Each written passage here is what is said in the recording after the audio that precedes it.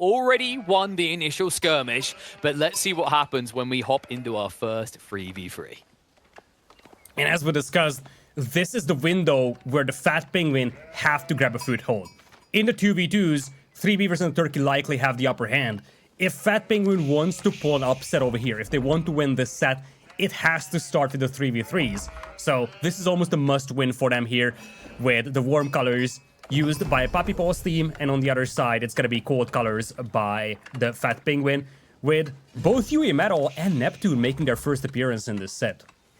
Can we just have a rule that Fat Penguin always get the cold colors, actually? It kind of thematically works with the animal of choice here. It's kind of funny, actually, looking at the semifinals and thinking that every team essentially has a spirit animal, clearly, right? You've got the chimps, you've got beavers, you've got a turkey in there as well.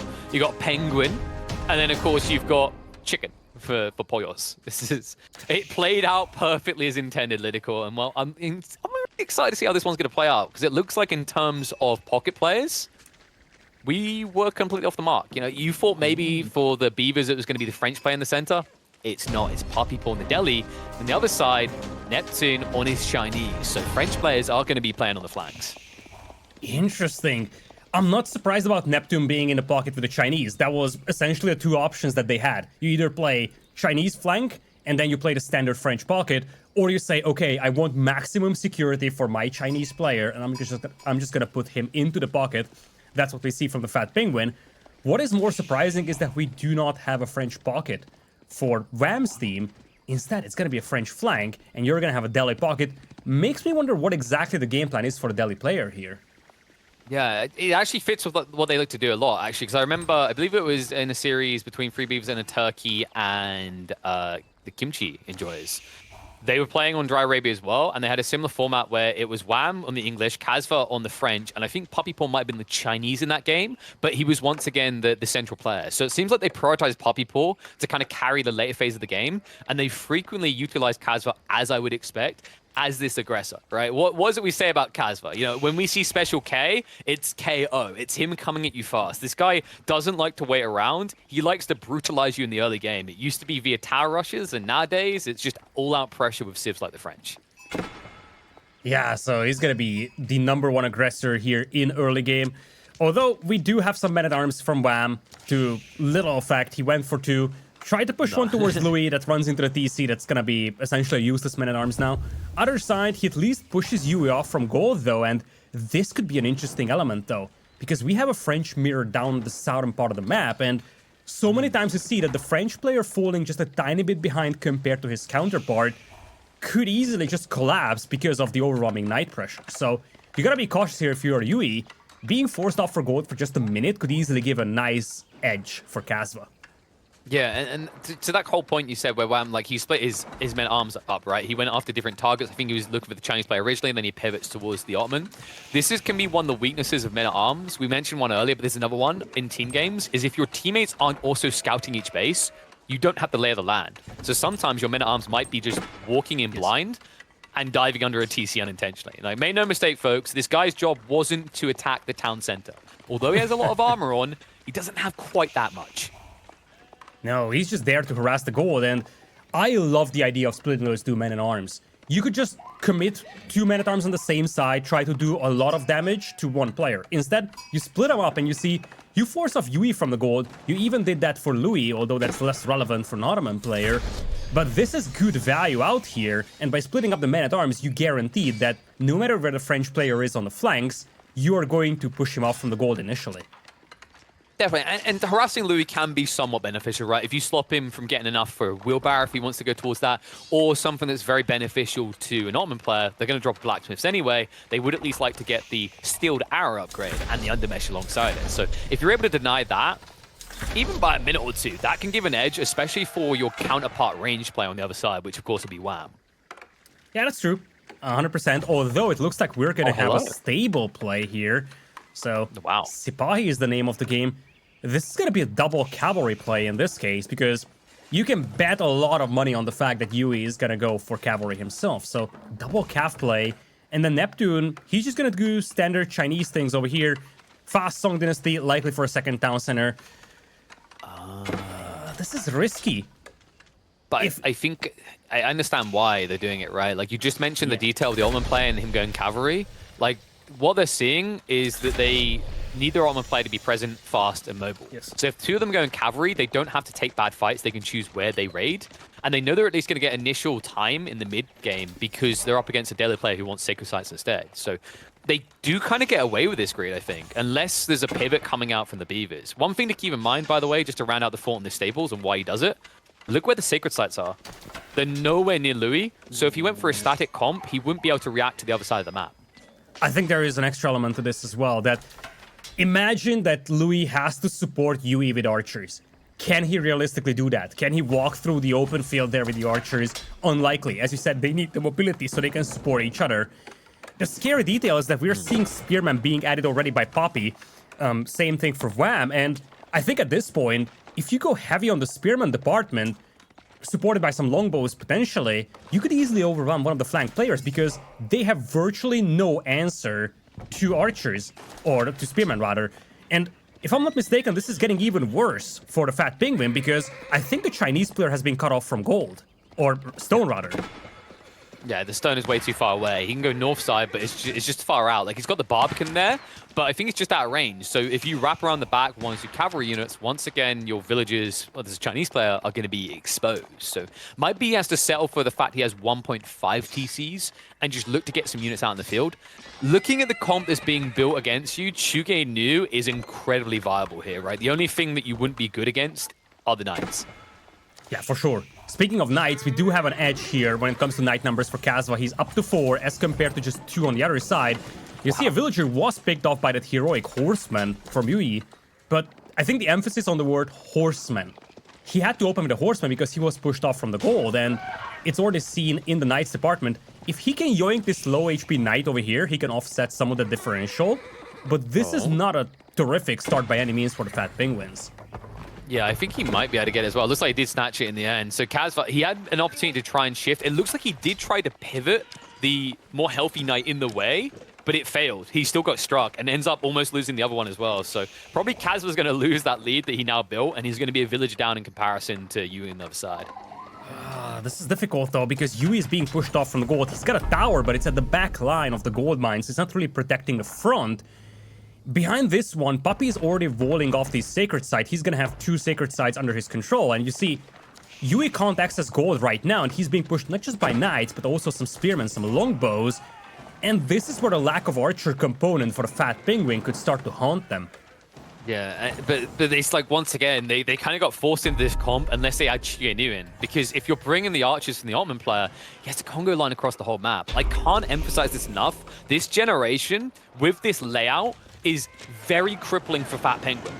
They have their French player, the guy with mobility, closest to the priority here on the south side, those double Sacred Sites. It means anyone else, if they go for static unit types, have to run a marathon. And when you're up against French players, that's a dangerous game to play. Yeah, Sipai is now coming in here. This could be a nice clash for the Fat Penguins. Not a lot of Spearmen out there. Longbow is also getting caught off guard. Oh, look at this pinch. This is a beautiful one. Could easily be a cleanup. There's just not enough spears here. I mean, they could actually just commit fully and be confident here.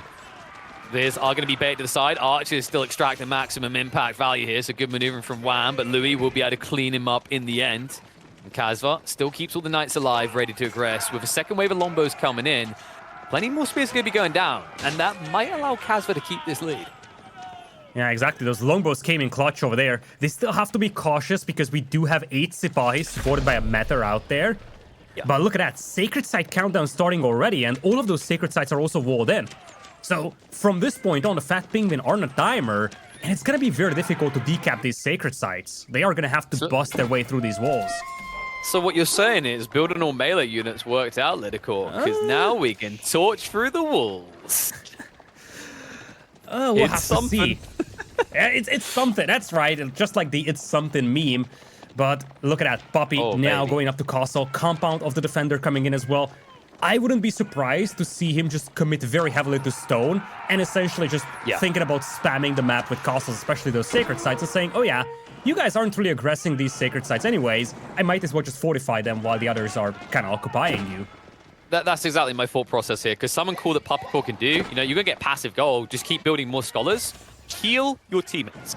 Just heal them constantly. You don't need to provide units of your own, because with Chivalry plus the Scholar healing, you're essentially expanding what the Deli do well to the entire team, right? And that means instead of building units yourself, you can go for those aforementioned castles and drop them all around the sacred sites, something that right now, Fat Penguin have no answer to should you get them up.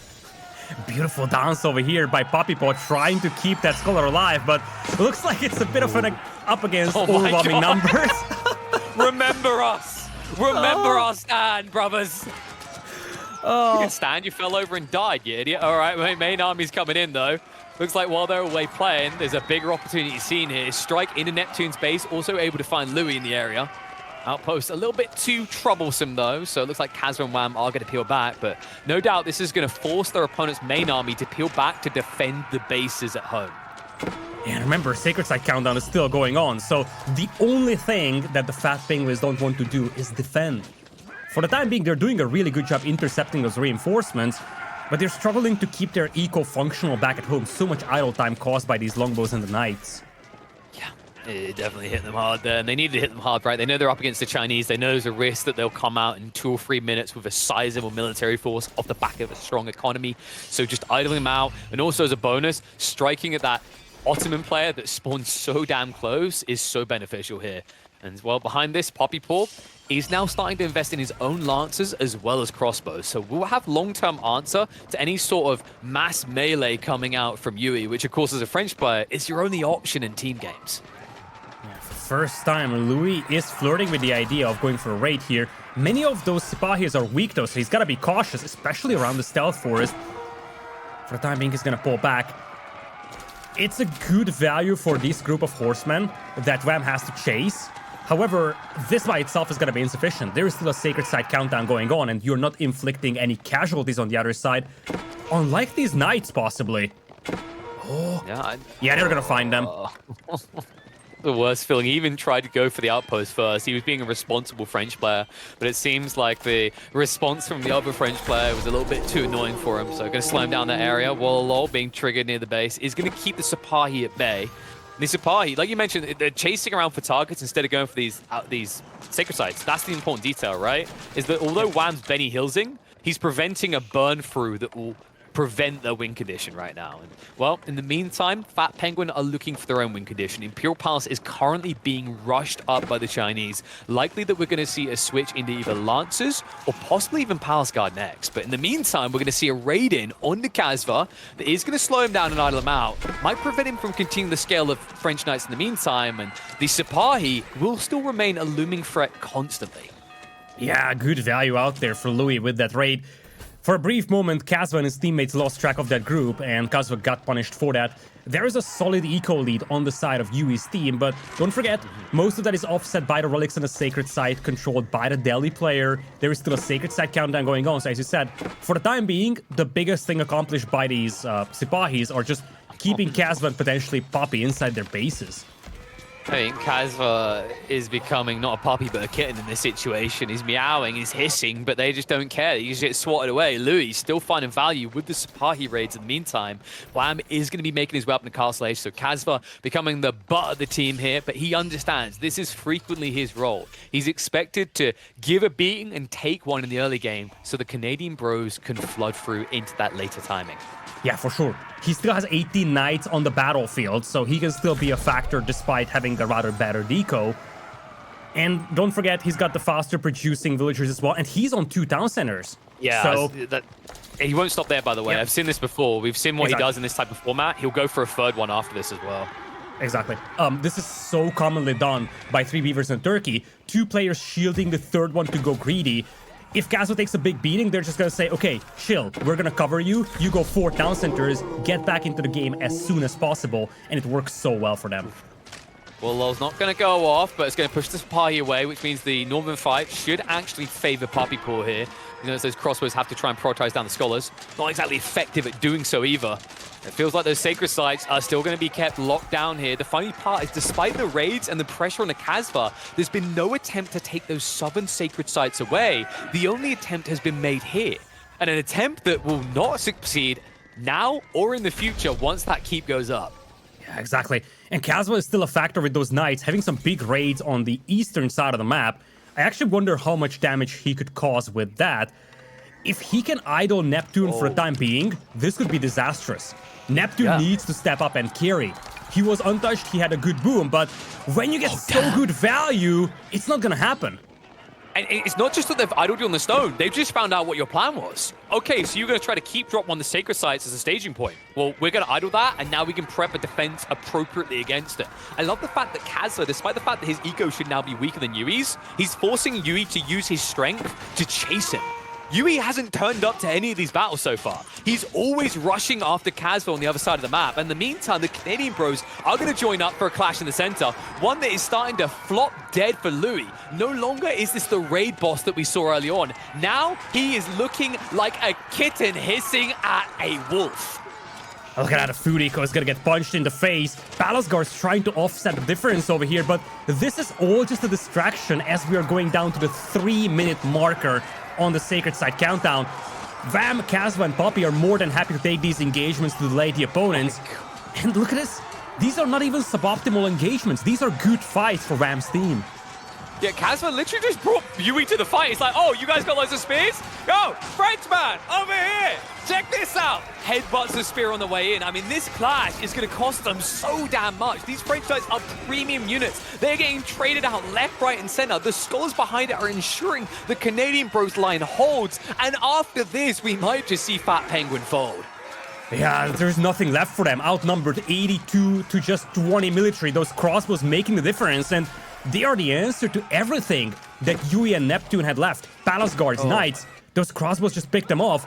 No standing army left on the field with 2 minutes left on the sacred side countdown. You really wonder if there is a chance here for Neptune's team now.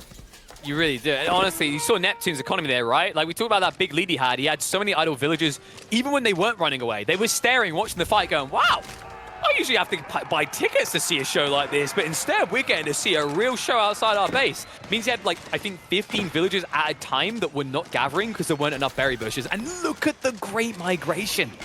This is done. Neptune has no way to contribute. His whole economy, it feels like, is being idled at least half at a time. There's a minute and a half left on the timer, and they haven't even begun to burn the walls.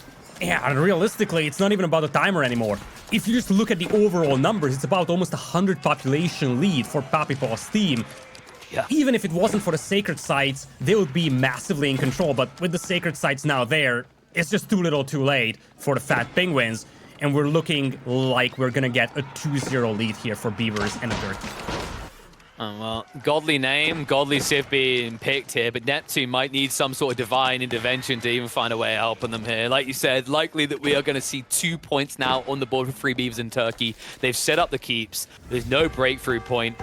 There's going to be a surge out to this site. I wouldn't be surprised if Neptune just clicks all of his villagers onto a wall, and even that won't be enough.